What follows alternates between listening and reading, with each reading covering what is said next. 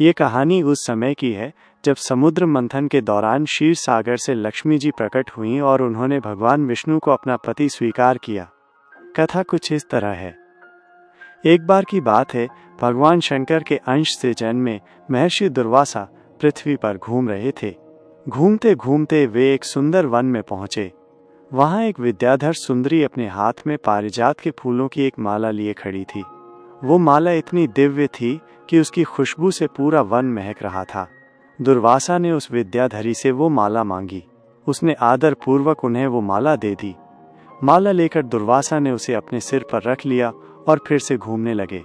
उसी समय उन्हें देवराज इंद्र दिखाई दिए, जो अपने ऐरावत हाथी पर बैठकर आ रहे थे। उनके साथ और भी कई देवता थे। दुर्वासा ने अपने सिर से वो माला उतार कर हाथ में ले ली। उस पर भौरे मंडरा रहे थे। जब इंद्र पास आए तो दुर्वासा ने पागलों की तरह वो माला उनके ऊपर फेंक दी। इंद्र ने उसे ऐरावत के सिर पर रख दिया। ऐरावत ने उसकी तेज खुशबू से आकर्षित होकर सूंड से माला उतारकर सूंघा और उसे पृथ्वी पर फेंक दिया। ये देखकर दुर्वासा क्रोध से भर उठे और इंद्र से बोले, अरे ओ इंद्र, ऐश्वर्य के घमंड से तुम्हारा हृदय दूषित हो गया है। तुझ पर जड़ता छा गई है, तभी तो तूने मेरी दी हुई माला का आदर नहीं किया। वो माला नहीं, श्री लक्ष्मी जी का धाम थी। माला लेकर तूने प्रणाम तक नहीं किया, इसलिए तुम्हारे अधिकार में मौजूद तीनों लोकों की लक्ष्मी जल्द ही गायब हो जाएगी। ये शाप सुनकर इंद्र घबरा गए और तुरंत ऐरावत से उतरकर दुर्वासा के पैरों में गिर पड़े। उन्होंने मुनि को मनाने की बहुत कोशिश की, लेकिन महर्षि टस से मस नहीं हुए। उल्टा इंद्र को फटकार कर वहां से चले गए। इंद्र भी ऐरावत पर बैठकर अमरावती लौट गए।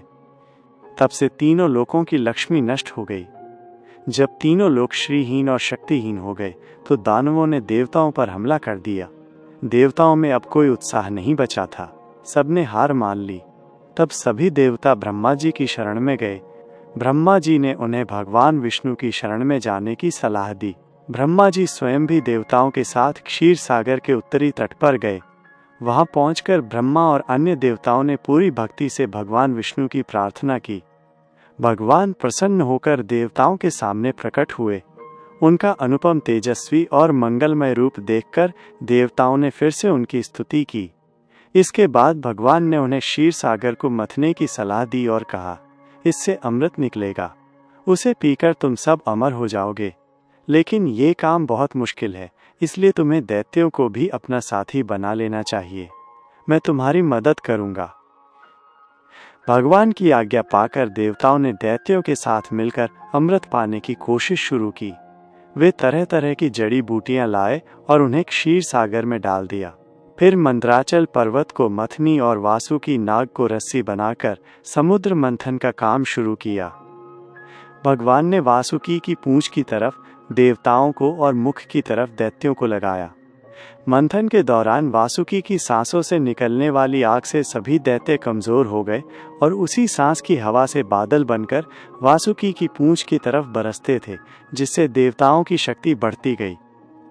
भक्तों से प्रेम करने वाले भगवान विष्णु ने स्वयं कच्छप कछुए का रूप धारण कर क्षीर सागर में घूमते हुए मंदराचल पर्वत को सहारा दिया। वे एक रूप में देवताओं में और दूसरे रूप में दैत्यों में मिलकर नागराज को खींचने में मदद कर रहे थे, और एक अन्य विशाल रूप में जो किसी को दिखाई नहीं दे रहा था, उन्होंने मंदराचल पर्वत को ऊपर से दबा रखा था। इसके साथ ही वे वासुकी नाग में भी बल का संचार कर रहे थे और देवताओं की भी शक्ति बढ़ा रहे थे। इस तरह मंथन करने पर क्षीर सागर से एक एक करके कामधेनु, वारुणी देवी, कल्प वृक्ष और अप्सराएं निकलीं। इसके बाद चंद्रमा निकले, जिन्हें महादेव जी ने अपने मस्तक पर धारण कर लिया। फिर विष प्रकट हुए, जिसे नागों ने पी लिया। इसके बाद अमृत का कलश हाथ में लिए धन्वंतरी प्रकट हुए। ये देखकर देवताओं और दानवों को बहुत खुशी हुई। सबसे आखिर में क्षीर सागर से भगवती लक्ष्मी देवी प्रकट हुईं। वे खिले हुए कमल के आसन पर बैठी थीं।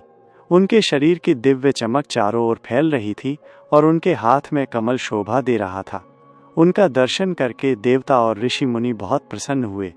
उन्होंने वैदिक श्री सूक्त का पाठ करके लक्ष्मी देवी की स्तुति की और उन्हें दिव्य कपड़े और गहने भेंट किए। उन दिव्य गहनों से सजी हुई लक्ष्मी सबके देखते देखते अपने सनातन स्वामी श्री विष्णु भगवान के हृदय में समा गईं।